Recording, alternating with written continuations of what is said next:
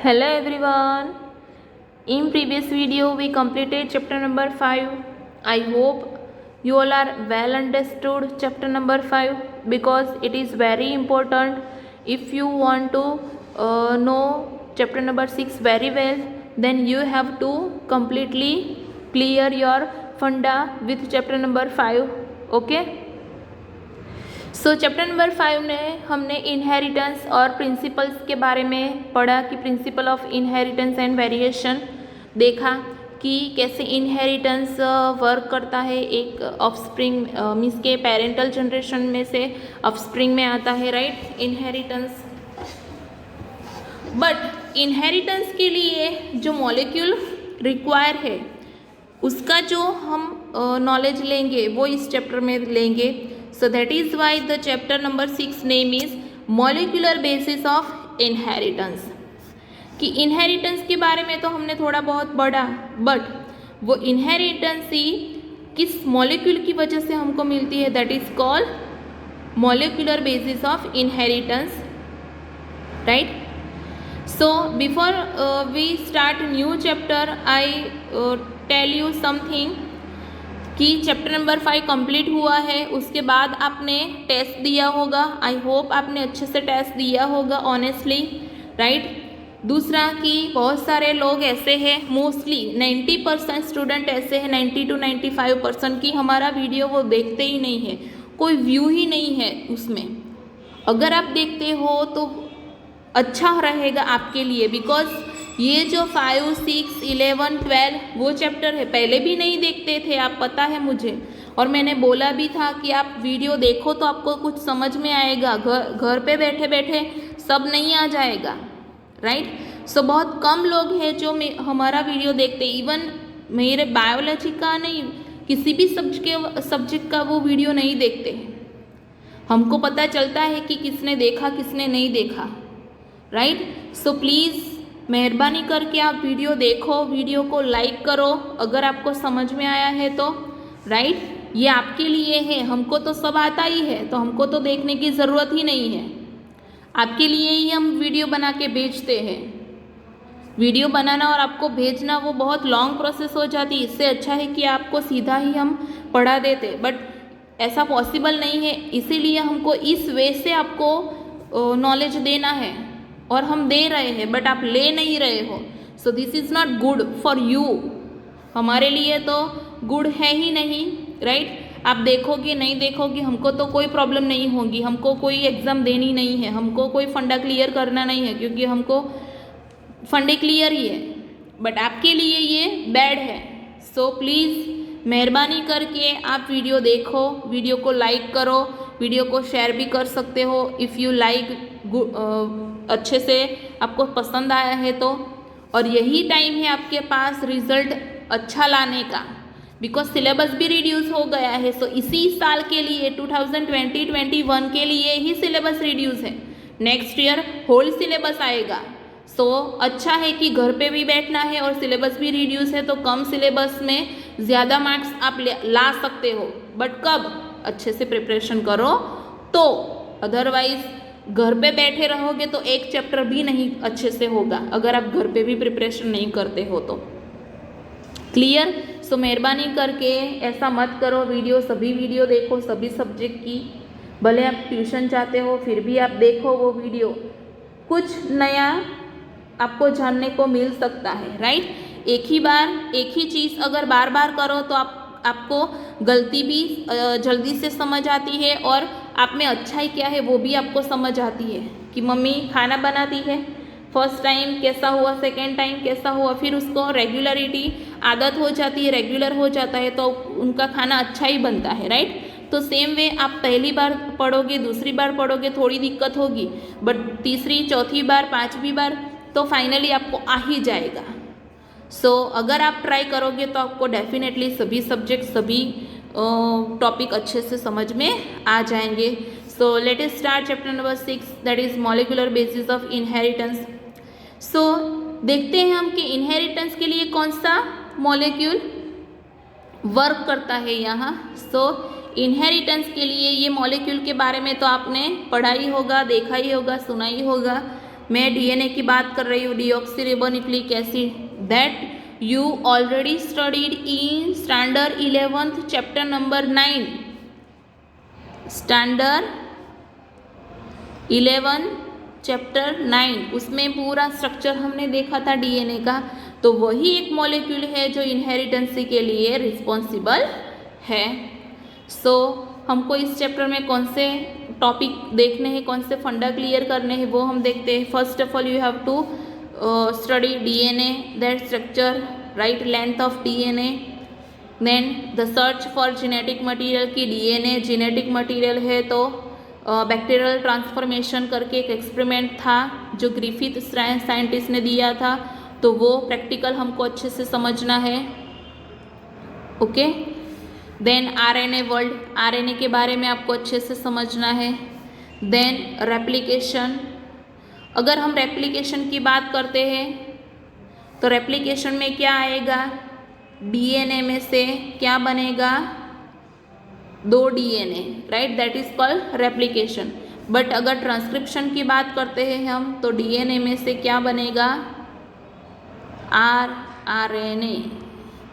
mRNA, right. सो replication हमको देखने semi conservative method, 4 step method से रेप्लिकेशन देखना है हमको कि कैसे एक डीएनए में से 2 डीएनए बनते हैं। Then we have to see transcription, जो डीएनए में से एमआरएनए बनता है वो प्रोसेस, उसको ट्रांसक्रिप्शन बोलते हैं। कि यूकैरियोट्स में कैसे ट्रांसक्रिप्शन होता है, प्रोकैरियोट्स में कैसे ट्रांसक्रिप्शन होता है, that we will C.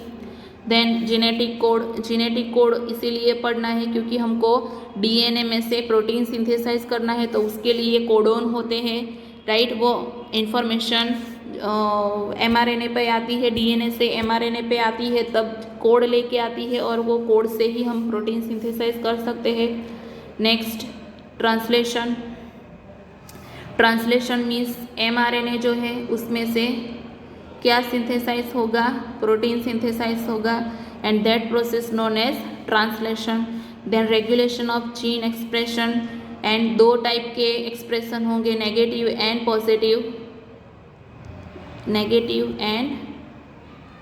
Positive regulation, that we have to see in this chapter.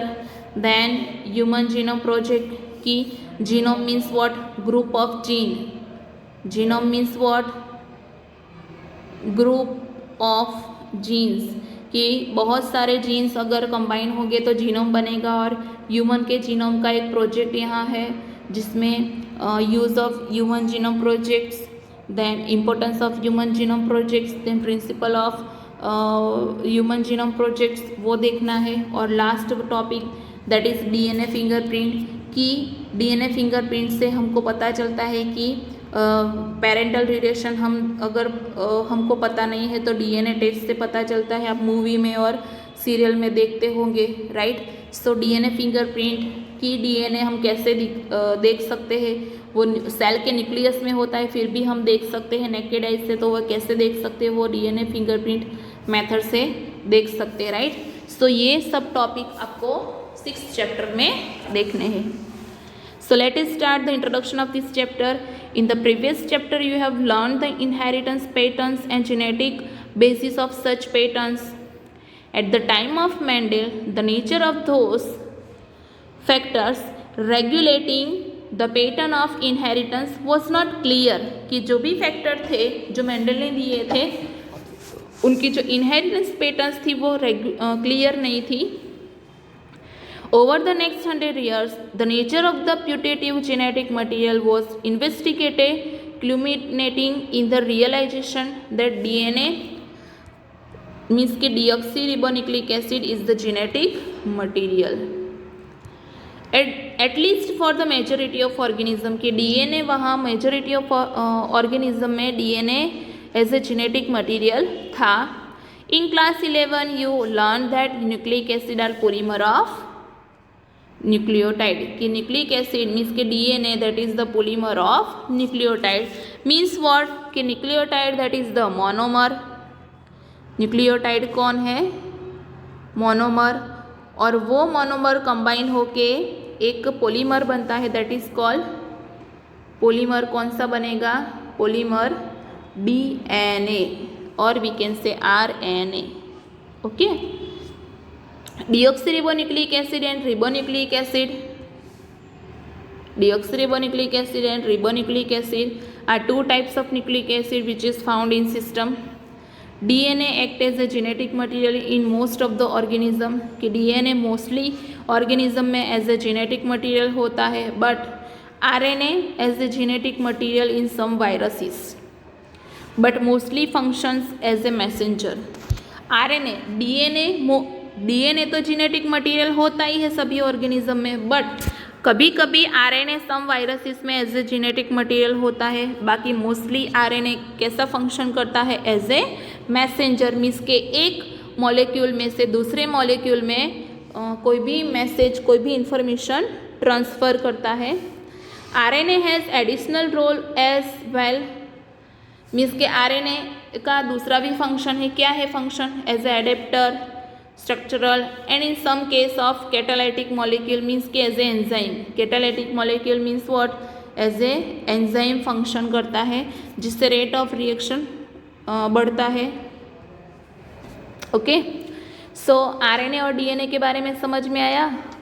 RNA का फंक्शन क्या है? As a genetic material but in some viruses, and mostly function as a messenger, but other function भी वो play करता है, that as a adapter, structural and some cases as a catalytic molecule. की कोई भी molecule को break करने के लिए वो यूज़ होता है.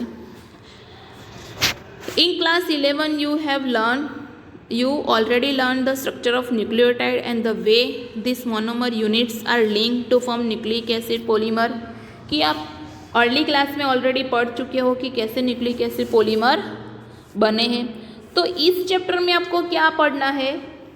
तो इस चैप्टर में the structure of DNA replication, the process of making RNA from DNA, that is called transcription, जो मैंने इंट्रोडक्शन में समझाई थी. Then the genetic code that determines the sequence of amino acid in protein. कि genetic code के बारे में आपको समझना है. The process of protein synthesis, that is called translation, and the elementary basis of their regulation, means के regulation of gene expression. The determination of complete nucleotide sequence of human genome during last decade has set in a new era of genomics. कि genomics की शुरुआत हुई human genome के related, right. So इस chapter में हमको क्या समझना है? Structure of DNA, replication of DNA, then DNA में से RNA जो बनता है, that is called transcription. Then RNA में से प्रोटीन बनता है, that is called translation. Then genetic code, जो अपने पास सीक्वेंस होती है जेनेटिक कोड के पास, जो अमाइनो एसिड में से प्रोटीन बना सके, right. Then regulation of gene, then the determination of complete nucleotide sequence in human genome, that is during last decade, and इसके लिए जीनोमिक्स की शुरुआत हुई. In the last section the essential of human genome sequencing and its consequences will also discussed. Let us begin our discussion by first understanding the structure of the most interesting molecule in the living system. The structure of most interesting molecule in the living system, that is the DNA. In subsequent section we will understand that why it is the most abundant genetic material and why what its relationship is with RNA. कि अभी हम DNA का structure देख लेते हैं. Almost आपको DNA का structure तो पता ही है, 11th स्टैंडर्ड में पढ़ा था, बट 11th में पढ़ा था, बट आप अभी 12th में हो, 12th पूरा होने को आया, राइट. तो जाहिर सी बात है कि आप थोड़ा बहुत भूल गए होंगे. सो पहले हम DNA का स्ट्रक्चर अच्छे से समझ लेते हैं. उसके बाद DNA में से क्रोमेटिड में से क्रोमोसोम कैसे बनते हैं, राइट. उसके बाद DNA में से RNA कैसे बनता है, RNA में से प्रोटीन कैसे बनता है. धीरे धीरे DNA का स्ट्रक्चर पढ़ने के बाद धीरे धीरे DNA as a genetic material क्यों साबित हुआ, प्रूफ हुआ.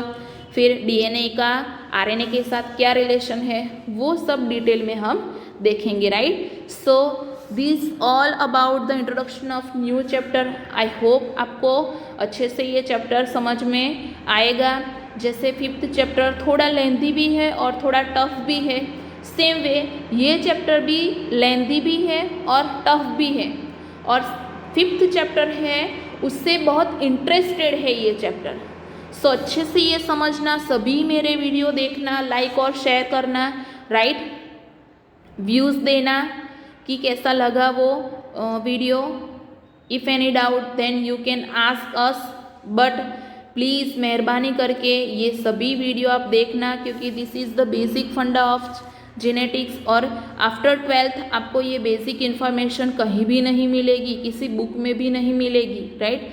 सो वीडियो देखोगे तो आपको एक्स्ट्रा नॉलेज भी थोड़ा बहुत मिलेगा, तो वो आपको फ्यूचर में बहुत बेनिफिट देगा, राइट। सो इसीलिए मैं बोल रही हूँ कि ये 5th, 6th, 11th और 12th चार चैप्टर एक दूसरे से को रिलेटेड है। 5th अगर समझ में आया तो 6th समझ में आएगा, 5th और 6th समझ में आया तो 11th, 12th चैप्टर समझ में आएंगे। But 5th and 6th chapter both are very lengthy and थोड़े टफ है, बट 11th और 12th चैप्टर शॉर्ट है और इजी भी है। बट अगर आपको 5th और 6th चैप्टर अच्छे से समझ में आया होगा तो, राइट। सो ये होगा इंट्रोडक्शन नए चैप्टर का। In next session we will see the structure of DNA। Thank you.